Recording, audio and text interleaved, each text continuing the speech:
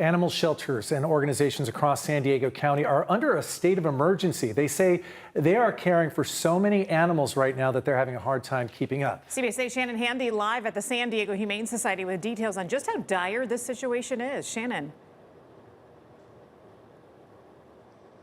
Yeah, Heather and Carlo, I have a special guest with me to help tell this story. This is Zuzu, one of hundreds of animals here at the San Diego Humane Society looking for a home. The San Diego Humane Society is calling this situation a crisis. They actually held a joint news conference with organizations and shelters from all over the county to talk about the increase in animals coming in and how difficult it is to deal with.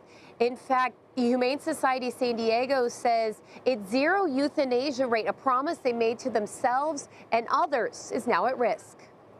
This is pretty much new territory. We have never seen numbers like this. This is testing that promise in all the worst ways, but I think we're going to be able to hold firm on it. That was San Diego Humane Society President Gary Weitzman. He says while they're not at the point of euthanasia, it has been discussed and maybe something other shelters and organizations will have to do. To give you an idea of how overcrowded San Diego Humane Society is, in 2022, they reached a record high of 494 dogs in their care each day. In 2023, that number jumped to 540. Now it's at 632. And that's not just dogs and doesn't include that is just dogs and doesn't include all the other animals like cats. Some of the reasons for the influx include people unable to afford raising a pet or not being able to find housing where they can bring their pet along. But the number one reason is because during COVID, a lot of people did not spay or neuter their animals, which led to an explosion of unwanted animals. Again, it's not just San Diego Humane Society. This is a problem countywide, including at Chula Vista Animal Services.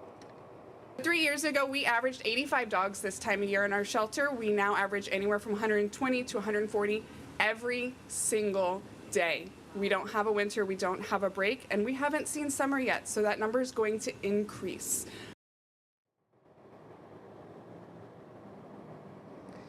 So how can you help? Well, of course, you can foster a pet if you're not able to keep one permanently. You can come here or any of these shelters around the county and adopt a pet.